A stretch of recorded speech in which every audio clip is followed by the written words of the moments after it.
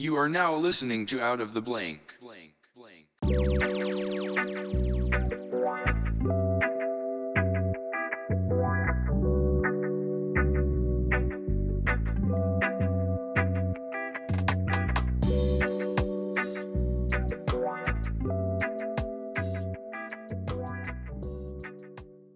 Welcome to another episode of Out of the Blank podcast. I'm here with Morgan Irons. Hi, Robbie. Thank you for inviting me on. So, is your last name Irons because you have a lot of irons in the fire?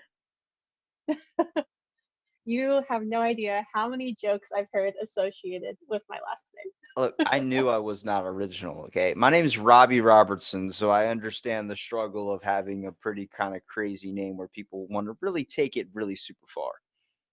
Yeah. So, Morgan, tell me a little bit about yourself and either what you do professionally or what you're interested in. Yeah. So I guess starting off with the professional side, I am currently a PhD student at Cornell University in the field of soil and crop sciences, with my PhD advisor being Dr. Johannes Lehman. And pretty much what I work on, more broadly speaking, is pretty much how organic matter enters the soil and what's happening in the soil biologically, chemically, geologically to that soil organic matter that allows it to either persist over time, which can create a carbon sink, or if it's turned over immediately by microorganisms. So I'm very much interested in how organic matter, which allows for soil fertility, uh, interacts with the mineralogy and chemistry of the soil. Kind of like the basis of what like with plants, how they grow, how different plants can kind of grow in different locations depending on the soil. It seems like they learn to adapt based on wherever their environment is, such as like cactuses growing in the desert and certain other plants being able to grow in like extreme conditions like the tundra or the rainforest where there's a lot of water. Yep, exactly. Yeah, a lot of that is based on the soil biogeochemistry of that particular area. Um, so that's a little bit of what I do research wise for my PhD, a little bit higher level. If I went into all of the details, the nitty gritty details, we might be here for a while. But pretty much my PhD research actually sparked from my undergraduate research, which, believe it or not, uh, was on closed ecological system research for space habitation. Okay, now that might have sounded ridiculous 10 years ago, but where we're going with technology doesn't seem like a bad idea to start researching that now. Yeah, and actually, it's something that's been researched since the 1960s in the Soviet Union, where there were Soviet Union scientists who were working what they called their BIOS experiments, which was one of the first official large-scale experiments for looking at how we could develop these closed ecological systems for space habitation. But even before that, in the world of literature, there are actually mentionings of closed ecological systems in particular.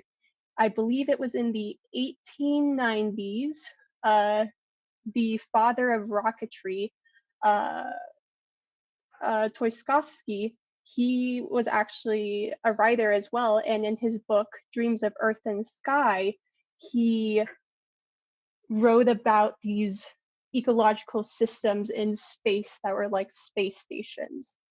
And he was very much ahead of his time. And of course, being the father of rocketry, you have to have such a good imagination to bring all that into reality. Yeah, it seems like a lot of like some of the best kind of inventors or maybe minds of our just history in general seem like they're usually born way before the technology is able to fulfill their dreams, such as Leonardo da Vinci, one of my favorite all-time inventors and just creators in general.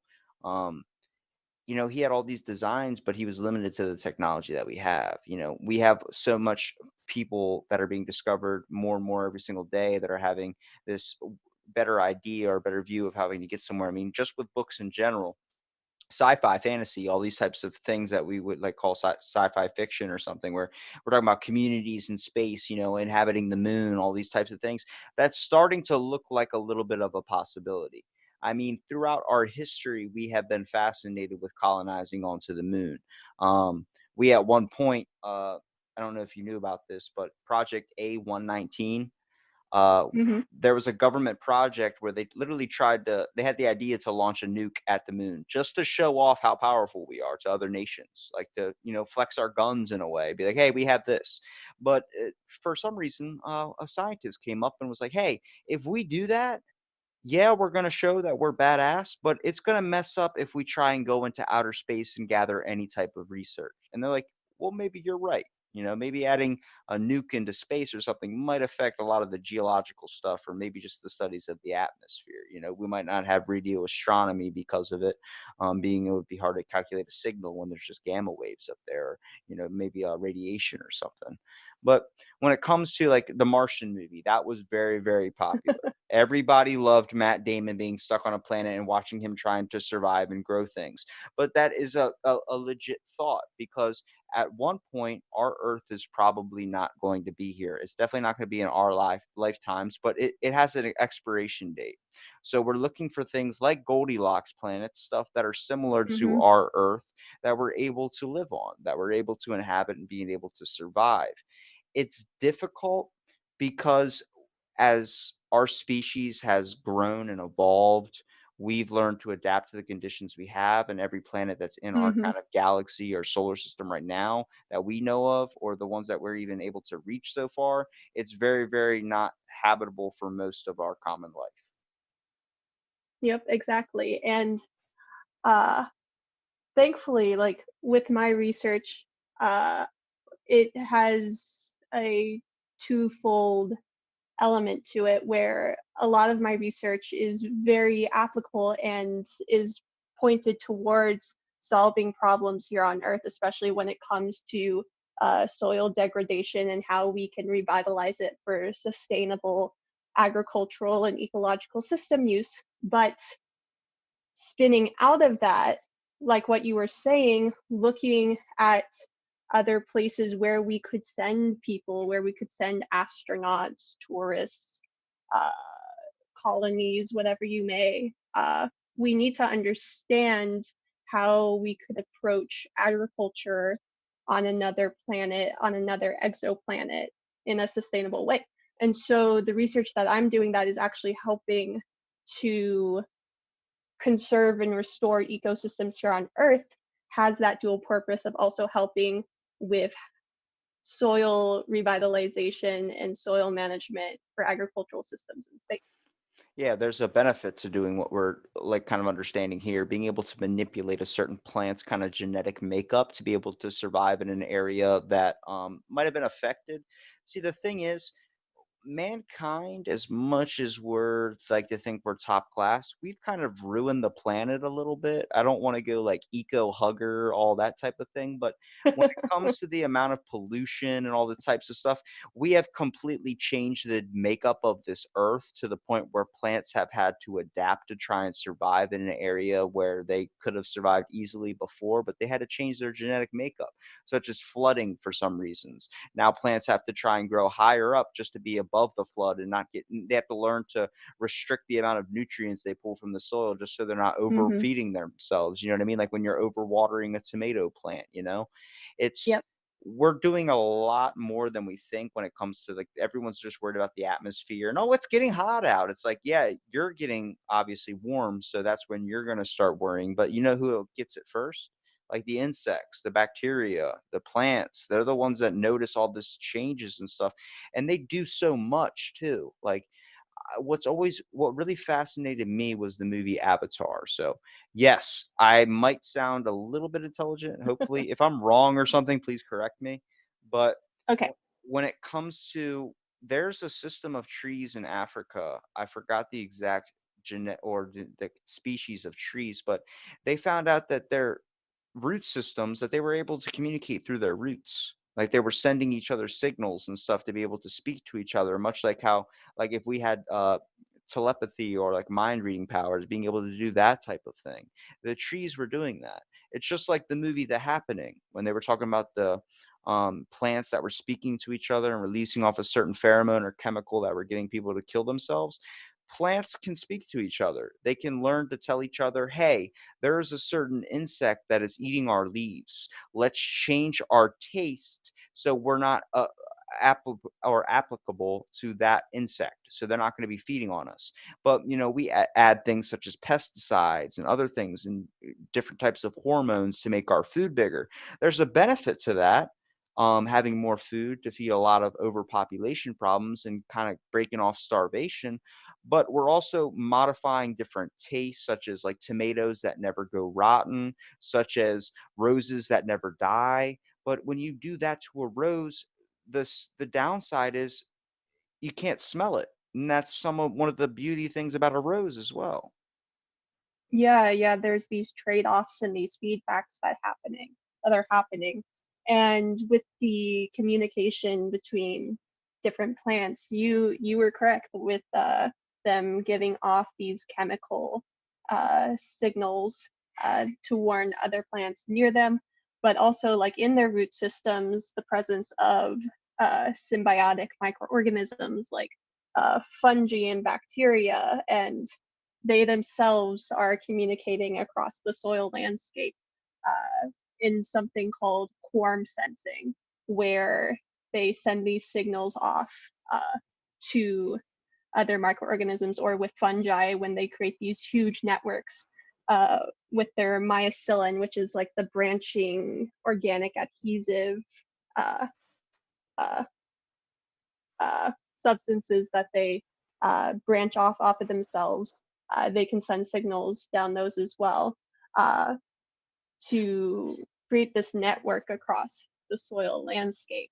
And Um, we look at mhm, plants with such a just like a dumb like look. You know what I mean? We look at them like, oh, these things don't speak, they don't talk, they're not doing anything. But they're some of the big things in the system, I think. I think as people, we're very, very small in the scale of importance. I think some of the most important when it comes to fungus, being able to now we're figuring out that we can use fungus to be able to eliminate plastic. We're starting to see beneficial use in things that we for so long stigmatized as worthless or terrible. Fungus was always black mold, oh, all this dangerous stuff. It got a really bad stigma, and now it's starting to get relooked at again. After talking to some mycelium studying students, I learned a little bit about fungus. I mean, besides using them for an acid trip or something, we're also understanding more and more and more of the benefit to being able to use them maybe for fuel production, being able to eliminate carbon emissions, being able to tear down a lot of waste that humankind has had. I mean, if we're going to start genetically modifying things, which I'm not 100% against because a lot of the stuff that we're eating today is already genetically modified, mostly because um, spraying crops with this type of chemical or doing something, it's like that's in your food, you're eating it. So it's like you don't care mhm. about that. You know what I mean? It's like you totally gloss over it. It's, you know, it's weird to see what we've done so far to this earth. And like I said, not to get tree hugger or anything like that, but what I really found interesting was when I was looking up a lot of articles, there was this idea at one point. A bunch of scientists did a research project, and one person actually Mhm. believed it to be a study called plant perception. I don't know if you've ever heard of plant perception. Yep, yep. They did a study using like the lie detector test, but it was more being able to sense kind of impulses or signals that are given off at a certain frequency, like a dog whistle is able to change a frequency. And they hooked it up to a plant. So they had a bunch of sensors on this plant. And what they did was they took a pot and they boiled shrimp beside this plant. And sad to say, it didn't show any positive, I guess, truth results to the experiment. So it was considered a failure. But when you look at that, it's like out of 40 something trials, 10 of them showed a response from the plant when the shrimp was being boiled. Is it hard to think that at that time period, they say plants don't have thoughts or plants don't have emotion? But they're known to give off certain signals and be able to react to each other in a certain way. What's to think that they're not being able to sense something on a microcosmic scale that we're not able to pick up yet? Yeah, there's that, and like our technology is advancing, and what we weren't able to figure out 10 years ago, we're starting to figure out now. Um, so there's always a possibility with that. There's just so much stuff about the natural environment that we still don't understand. Well, we look at like the moon, for instance. The moon's kind of soil, whenever you see like a Martian movie or space movie, or you see something, they always have a plant in a container in a jar and they're growing it in its own natural soil. Now, they never show anything really past that. But when I look at that, it's like, oh, we have to bring our plants up there to be able to grow stuff. We're gonna have, soil, bring our so many heaps of soil.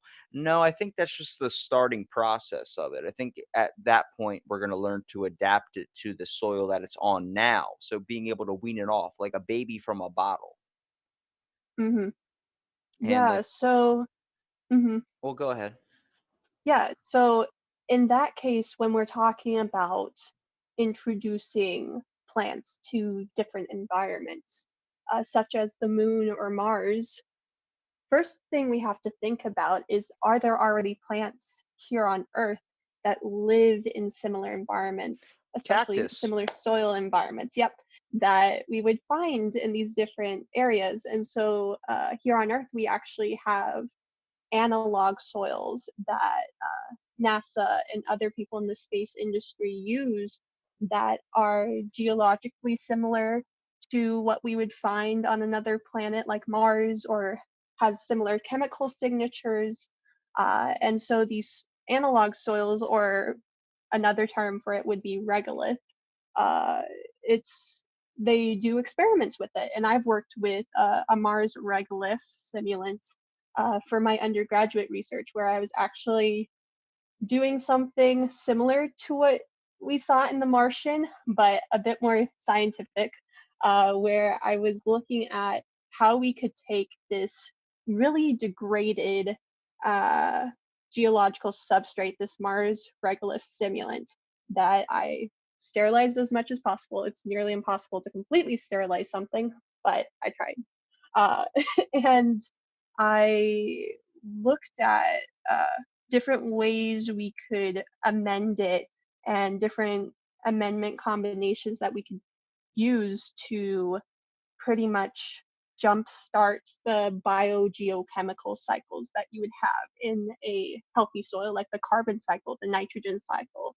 Um, how you can introduce water to it. Something that I learned really quickly is, when you have something like the Mars regolith, as soon as water touches it, it pretty much turns into cement, and it creates this crust on the top of it, which makes it near impossible for water, air movement between the soil and the atmosphere, as well as prevents plants from actually coming through if you planted them prior.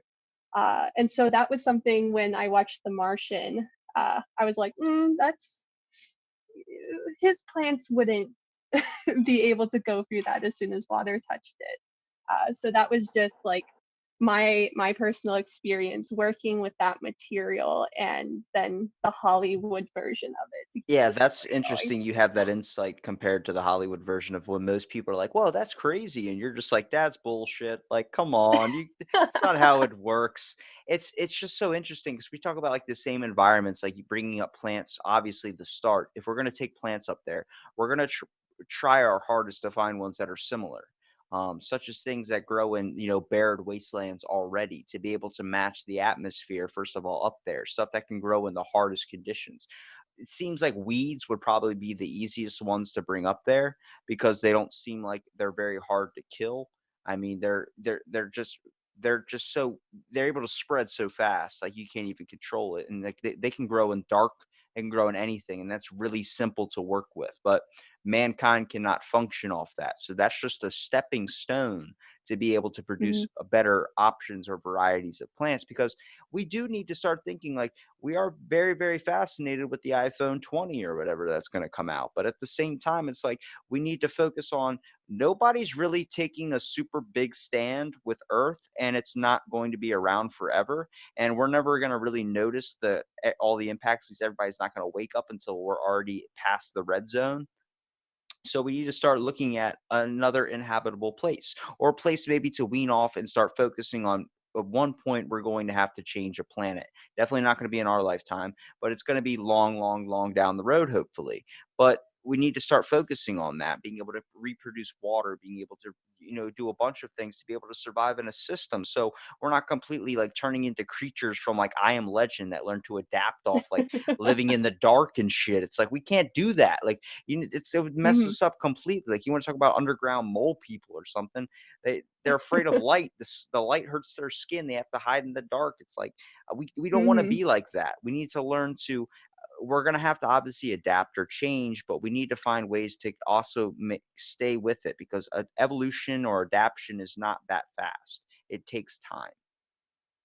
Yeah, and I really think like I'm very much not I don't like to think in an apocalyptic way.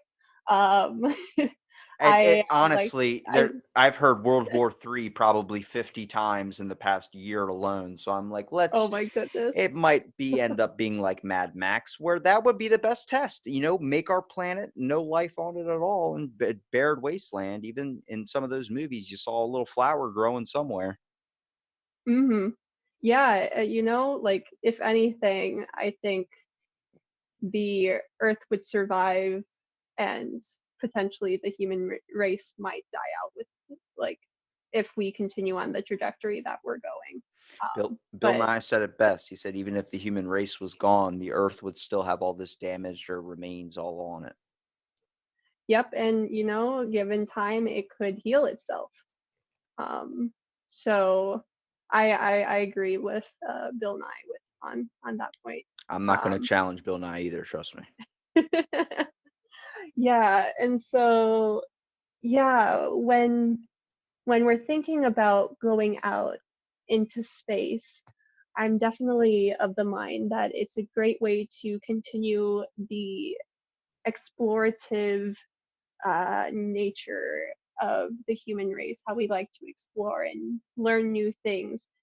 And also, like, another thing that I always think about of if we are able to get to Mars, or when we get to Mars, with the way that private industry is helping us along with that, um, once we start the process of creating these agricultural ecological systems on another planet, uh, we'll start to realize how difficult that really is, which I think bringing that knowledge back of how difficult it is to create an ecological system might give us a better appreciation of preserving what we have here on Earth. Because if we were to lose the forests around us, the wetlands, the all these ecological systems that we take for granted, it's not going to be easy to get back to what we have now.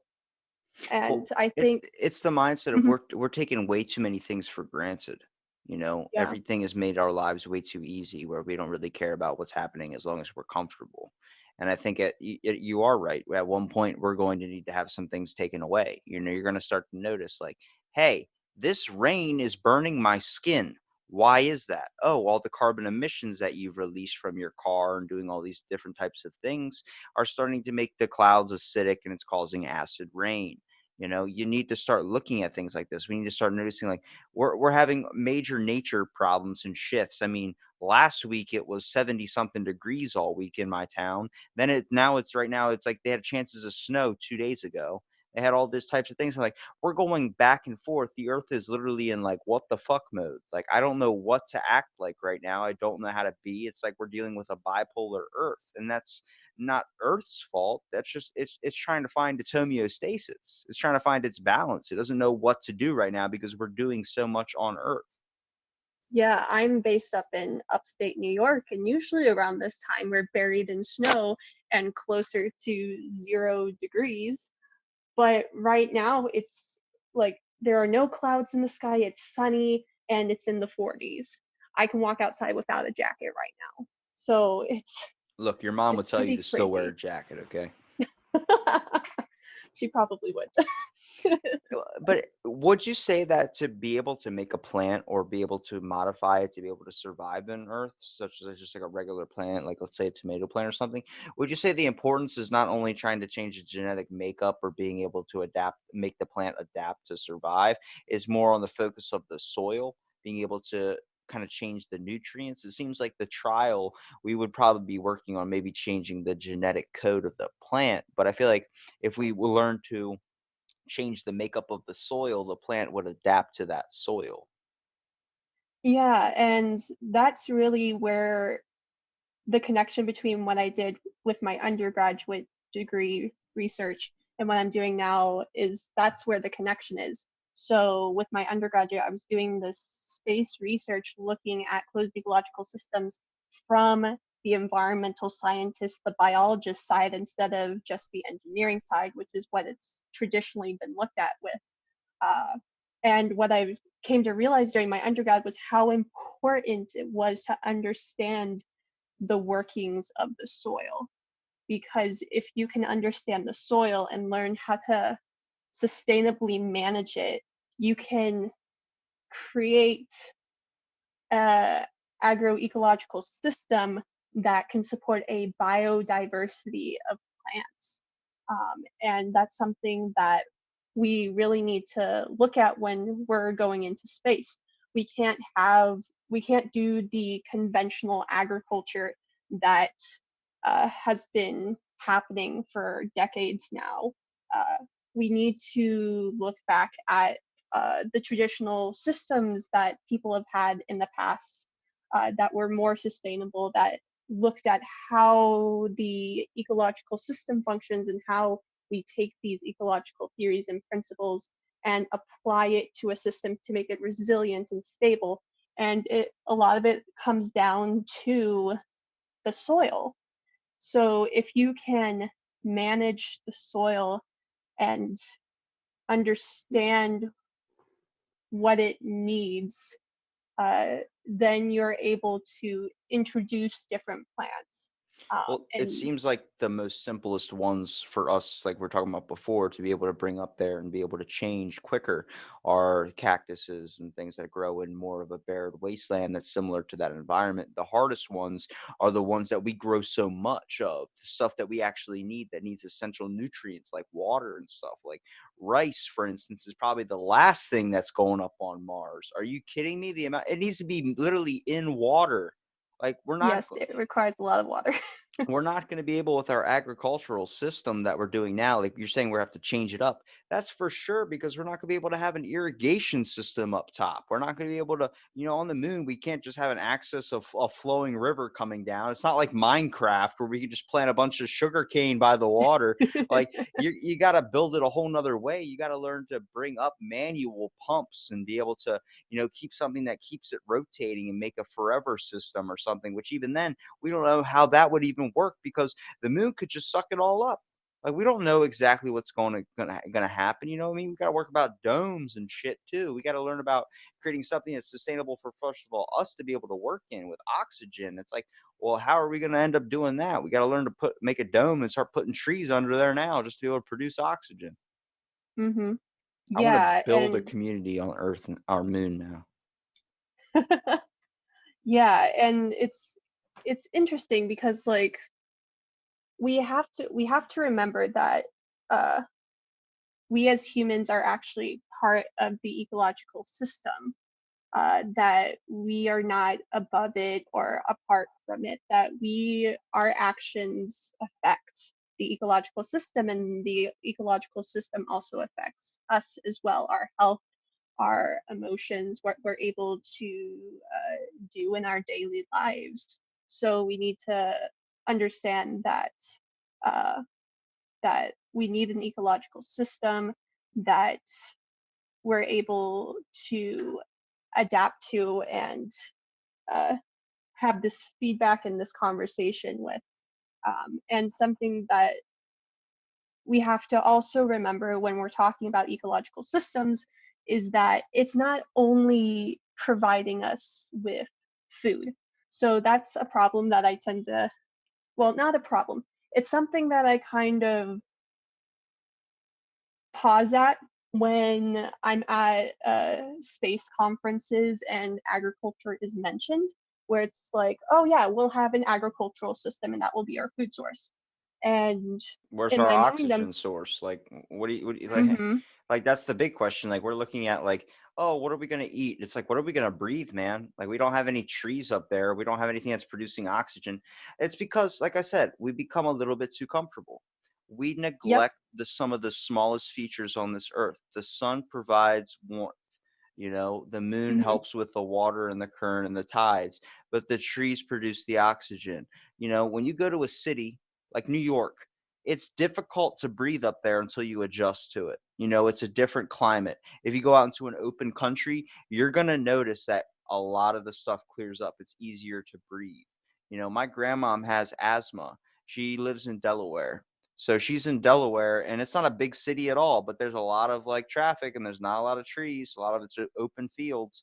She still needs her inhaler. She went to Hawaii where there was nothing but water, which water produces oxygen. I live in a beach town, so it's a lot of fresh salt air.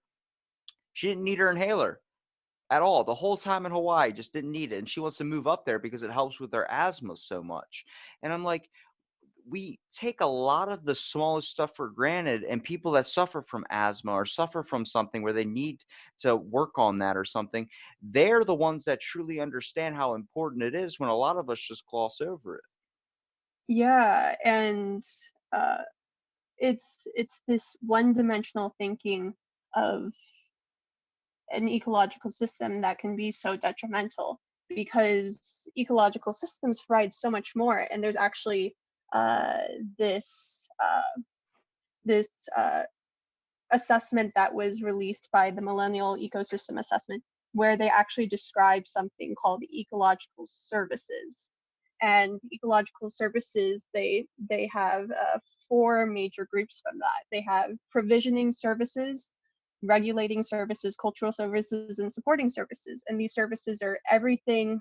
It's a high level thought process of what does an ecological system provide, but not just to us, but to the entire system. I just found your biggest supporters.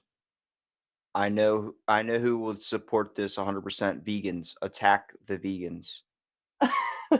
You guys can't eat plants if we don't have any in outer space, so let's work on getting that up there. hmm Look at that. Yeah, and I'm a motivator. We're gonna watch this. Watch it. We'll develop it in the next 2 years. I bet you, if we get all the vegans going yeah, to it. yeah, we can't really support and uh animals beyond humans up in space right now. Even insects, we're there have been experiments done with insects, but that's another thing you have to consider. It's like when you have this ecological system that you're developing uh, on another planet, you're not going to have the insects, you're not going to have the soil ecology, the worms, uh, the uh, mites, the other organisms in the soil that help with decomposing organic matter and helping with nutrient cycling and stuff like that. Yeah, you're not gonna So, have grub worms or anything that help in the soil. And what's really difficult is we got lucky with how we evolved and how we adapted and be able to survive and turn into who we are today, because we didn't have to do a damn thing. This system was already set up before us. There were things growing when we were growing. We just ended up being the top thinkers, and we turned out this way. But like all the insects and all the animals and stuff, they grew with us. They learned to adapt and survive with us. Now, what we're trying to do, if we try and bring stuff into space and be able to grow stuff into space and be able to turn space into a society or be able to live up there, we're establishing an ecosystem, and we don't have the understanding of that yet. And it's going to take a long time for us to truly figure it out, even when we like a small piece of it. I mean, we're still trying to figure this Earth out. Like we don't even have that narrowed down yet. We've just ended up burning the candle at both ends to the point where now it's like, well, you're not going to have enough time to figure it out, so you better start looking at another place to go live. Mm-hmm. Yeah, and like people ask me like why do I have a space focus to my research? Why don't I just focus on Earth and how my research applies to Earth? Why do I also look at space?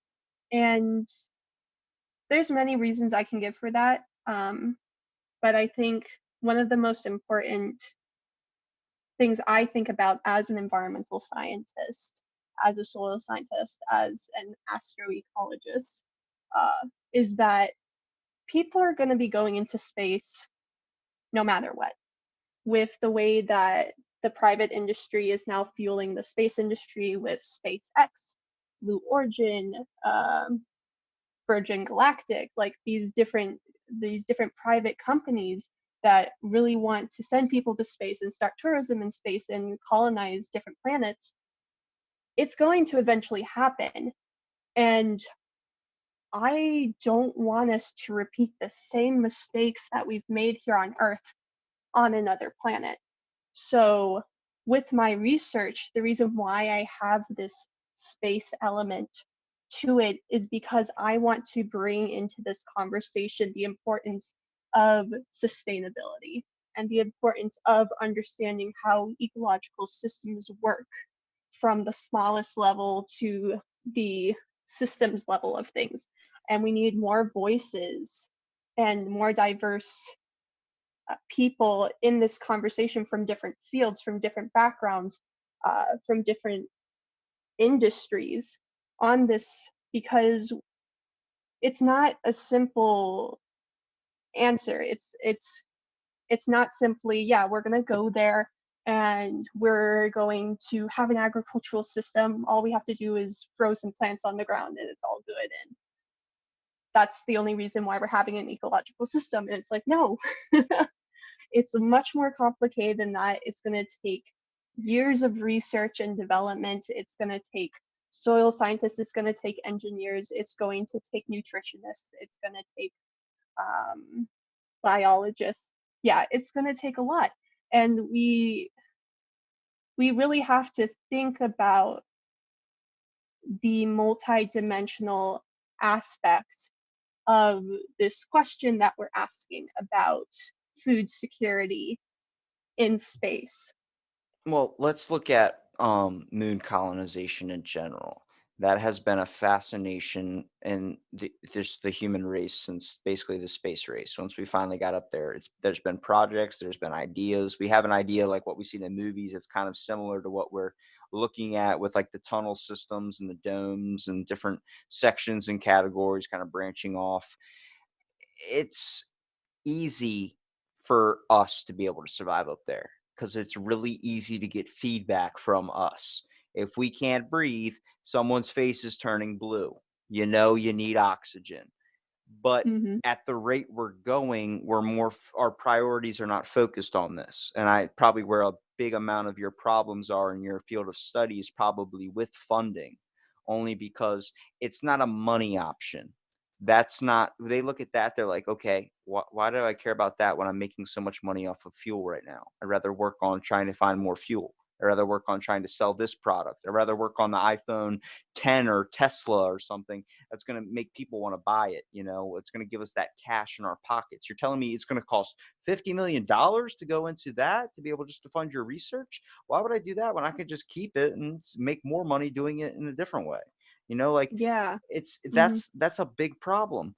The thing is, if we keep thinking with that mindset, okay, let's picture Earth now. All right. Well, let's picture Earth at its critical point to the point where we have to leave now. We only have like maybe a couple months. All right. We start going up in outer space and we start getting in tunnel systems. Well, we don't have any plants. We don't have any food. We're eating out of like powdered packets and stuff. That's not enjoyable. You know, that's dehydrated meals aren't fun. You know what the biggest problem is going to be? If you want to look at plants, what is one of the most major benefits to plants besides air and food? It would be the emotional response that they give off. Yep. Plants for a Hmm. lot of people, especially with mental health issues, their therapy. Looking at a flower, looking at roses, they give beauty, they give variety. These things we take for granted, a sunset, a sunrise, all these things are appealing to our eyes, which create a stimulant effect in our brain. It creates a Hmm. little bit of cortisol, creates a little bit of dopamine, it's a little bit of a rush. And when we go up into outer space, my fear is it's not of not having food. It's not about not having plants. It's not about not having anything entertaining. It's the fact that when people get into that bored scenario, they start to think very strange. They start to act a little bit crazy. When people are like, even when you're in a household or something with your family, if nobody leaves the house for a whole week, somebody reaches for a butter knife. Like it's at that point. Like I'm tired of living with you. Now imagine all those people shoved under a dome with nothing beautiful to take their attention off each other. So they're just constantly packed in like sardines. You can survive for a little bit, but let's say you have a tunnel system. There's one way from one dome to another. Who's to stop some dude from going nuts and going crazy and blocking off the dome and controlling it? And it turns up being like Snowpiercer, where they're literally trapped on a train. Yeah, yeah, that's very important to consider, and that's something that, like when NASA does their astronaut program, that's one of the most important things that they look at. Uh, of course, they look at your educational and your physical That's why I abilities and could never such, speak but for you guys. That's why I could never speak for any type of research study in general. Like, where's your knowledge? Where's your diploma? It's like, but if I understand, and this is what upsets me about like job resumes and stuff, they always look like I have my associate's degree, but now you need a bachelor's to get a good job. Why, if I was an employer, I would hire somebody that was passionate about what they were researching or what they were trying to understand, because that person's going to spend more time trying to understand it rather than just do it for the paycheck. yeah, exactly. And that's another thing. And we see this across industries.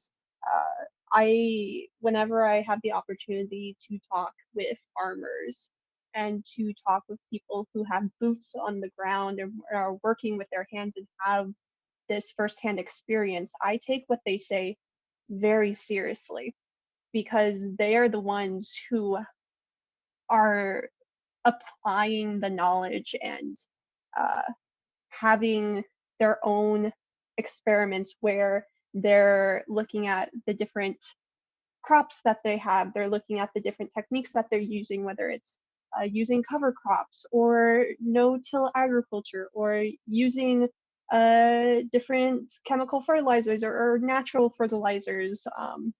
Like their experiences and their years of experience working with this and seeing the result through their crop yield, through Trial and uh, error. That's all it is. yeah, You're going it's to have a very scientist that's important. going to do the book smarts, that's going to understand the research, okay? Such as yourself. And I'm not discrediting you at all. I'm just saying when it comes to researching and studying soil and working with it in small batches, you still can turn to a farmer because the farmer's working at it on a larger scale. He understands the same stuff you've discovered scientifically, but he's understood it by doing it. And you're like, "Oh, you're tilling it like that because it does the same thing when we're trying to bring up a little bit of soil to bring extra nutrients to the plant. You're just doing it in a different form. You discovered a different way because of what your family taught you. It's my how my pappy did it, so this is how I did it." It's like they say it like that, but like they're coming across the same information as you are, but they just understand it in a different way. It's like it's like what I say. The most important thing is getting both perspectives on something. Hmm. Yeah, exactly. And actually, to kind of correct you a little bit, there's actually this movement in the agriculture industry away from tillage agriculture. There's actually a movement towards non-tillage where you use uh, cover crops and you may uh, actually create like use technology to cinch down the excess organic matter after you harvest the crops, and it creates this like mat over the landscape, this organic mat over the landscape, and it's to avoid actually digging up the soil and tilling it. And the reason why we see this movement towards non-tillage, which is actually a traditional technique used by many indigenous peoples across the world, is because now we understand through the science that we've done is that the reason why people did this was because it's actually allowing for healthier, more nutritious plants. And what we understand now is that when we would till the soil, it actually would increase the release of carbon from the soil into the atmosphere as carbon dioxide.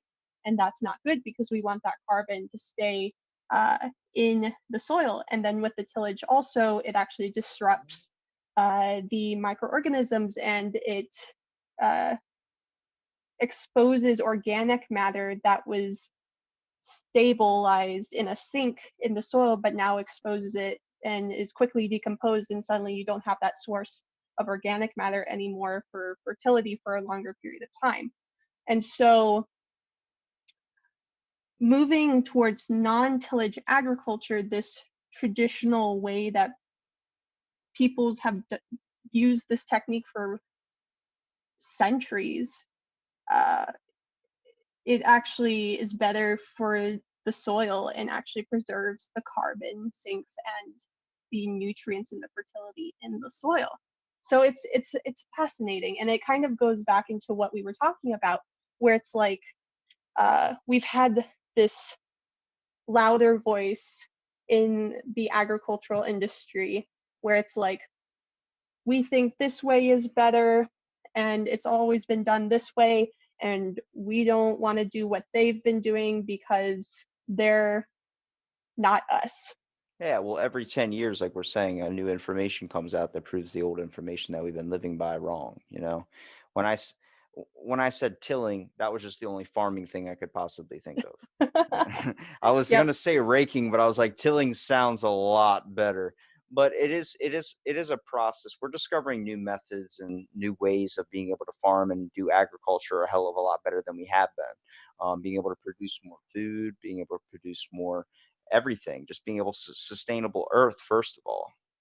Yeah, and we say new, but a lot of it is just traditional knowledge that has been pushed to the side or lost over time, and then we're reintroducing it to the modern day.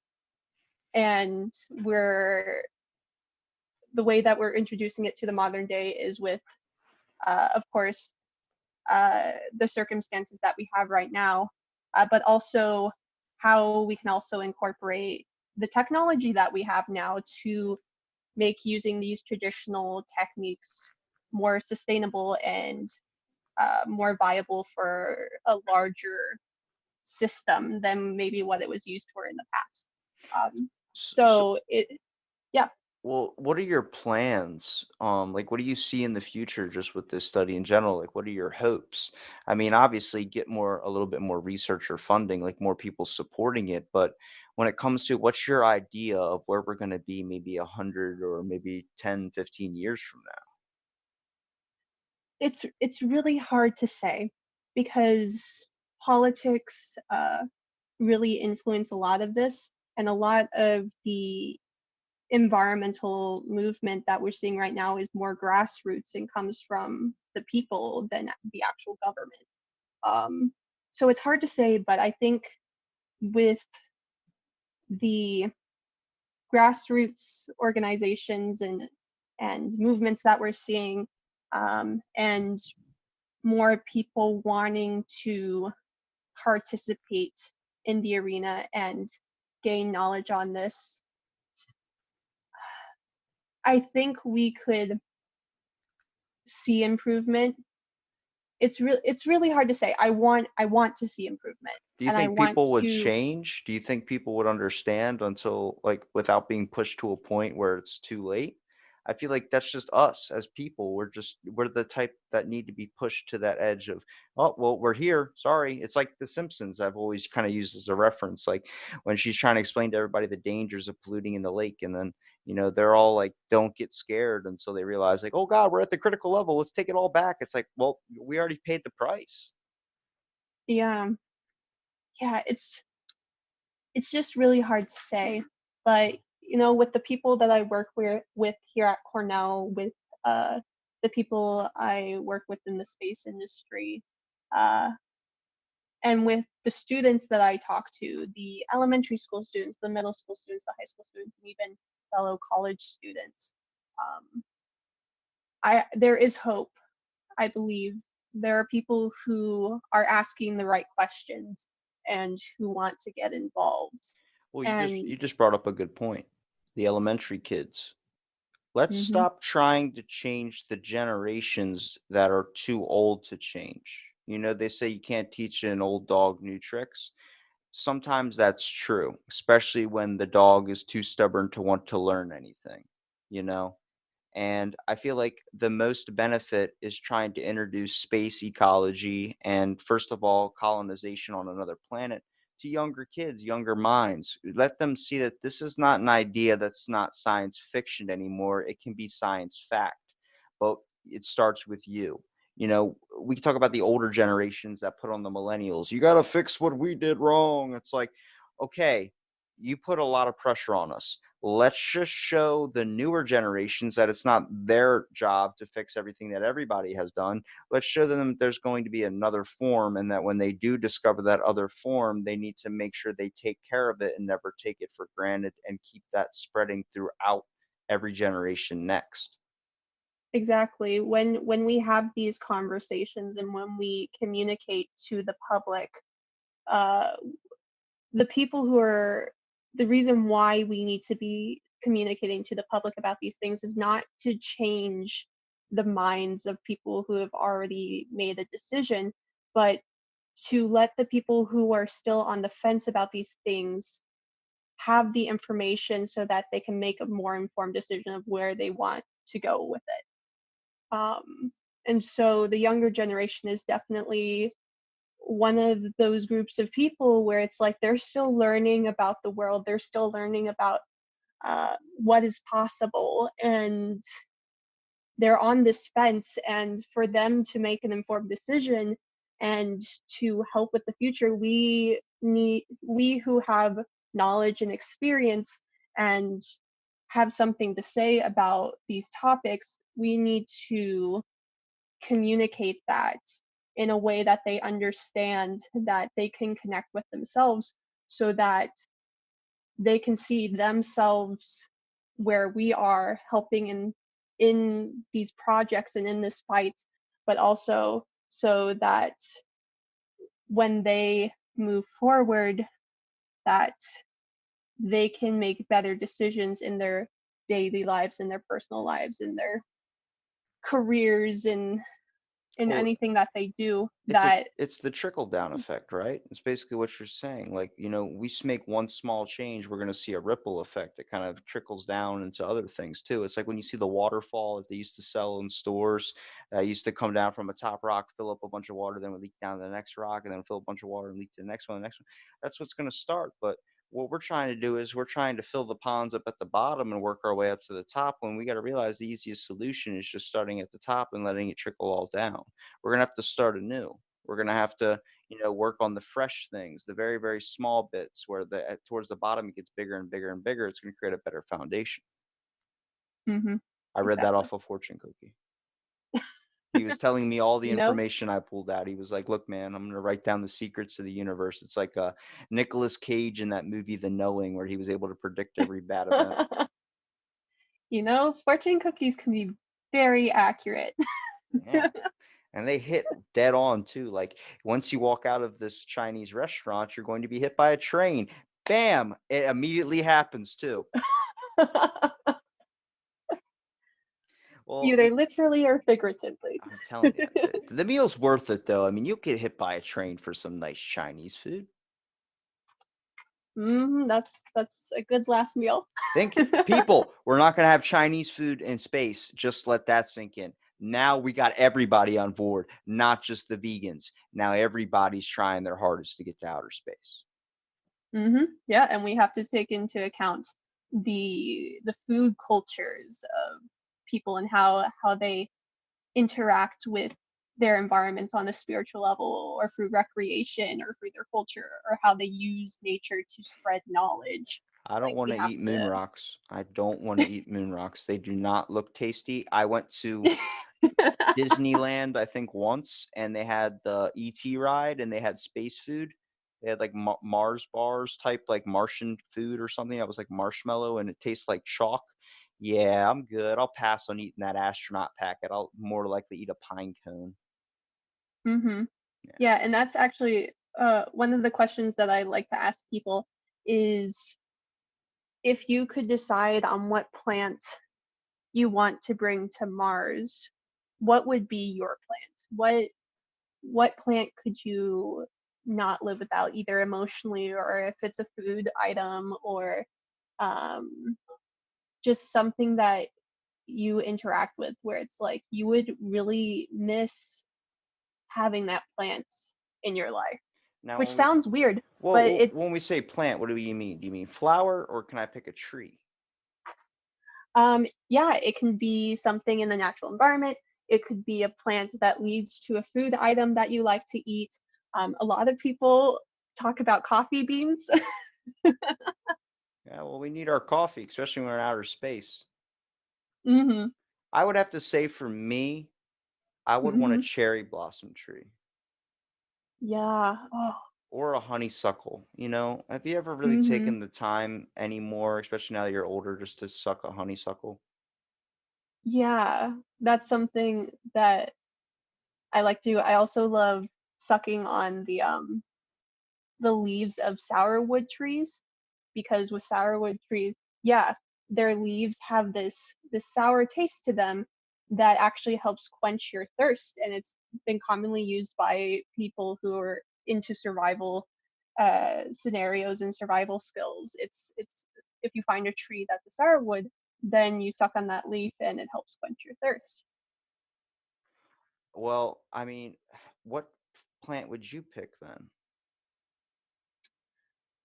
Oh, You're gonna ask that's people very. this question and you're not gonna I have an answer know. yourself? What kind that's some Price is Right shit right there, man. You're right, you're right. So I would say that the the I would very much miss the redbud tree. Why is the redbud tree?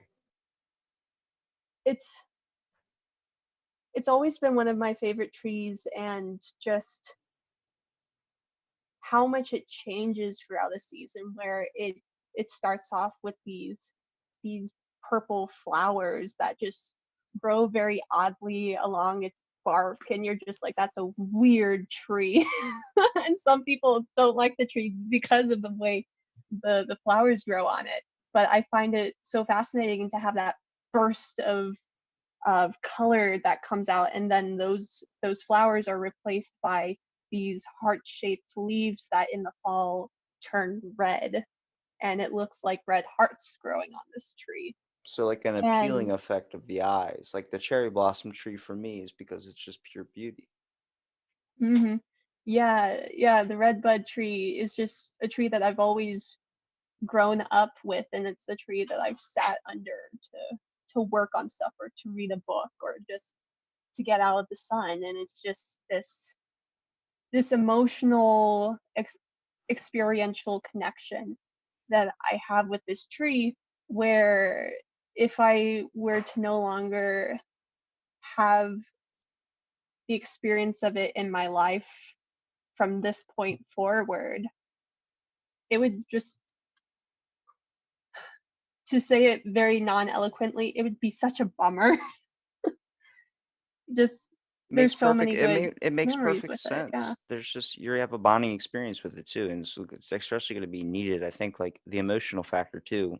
It's a lot of things that people are Mhm. going to need to consider when we go, if we do at one point get to the point where we have to go up into outer space and survive. Like we're going to need to be comfortable because it's a giant adjustment, and it's not gonna be easy, but we got to learn how to manage with what we can, and being able to educate more people on this matter, as well as being able to first of all change our makeup of what we're doing to this earth in general, is very, very important. But I really appreciate Mhm. you, Morgan, coming out and doing the podcast too. I mean, obviously, like it's not easy to try and explain a lot of this stuff to someone like me that really has no education of it, but hopefully I got a good grasp on a lot of the things you're talking about.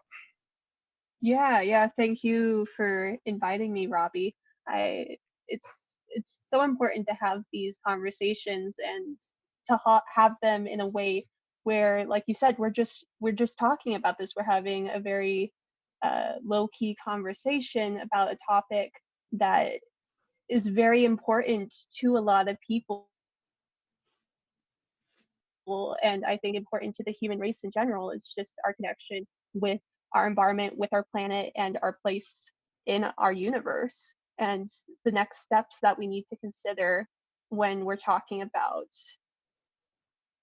being here on Earth and preserving the Earth and moving forward, but also exploring out into space and seeing what we're capable of in a sustainable way. Well, I want to give you here a minute at the end to kind of promote your content, Morgan. Show people your site, tell them about your Instagram if you want, bring them to a little bit to maybe educate themselves on this matter too, and maybe get some support to rally behind it. Yeah, so uh, I guess I forgot to mention this at the beginning, but I am also the founder and chief science officer of the space and agricultural business startup Deep Space Ecology. And Deep Space Ecology is working to solve the challenges of food security and the challenges of human sustainability in the deep spaces of Earth, the Moon, Mars, and beyond.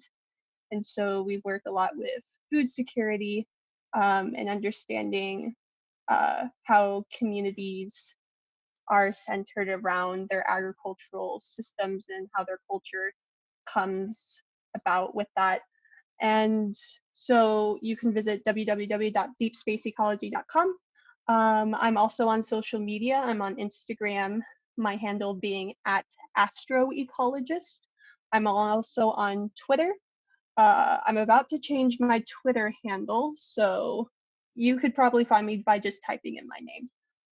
But I'm also on Twitter, and let's see what else. Um, I guess yeah. So I I I do a lot Any of social media posts well, to any links that promote we the missed, science. I'll make sure to throw in the description so Yes. people can follow it too. But yeah, educating people, especially on your Instagram too, you do a lot of that. I was looking at it, I was like, wow, she's giving a lot of information on here too, and it's good platform too because everybody's on Instagram. Yep. Well, thank you so much for listening to this episode of Out of the Blank podcast, and stay tuned for our next episode.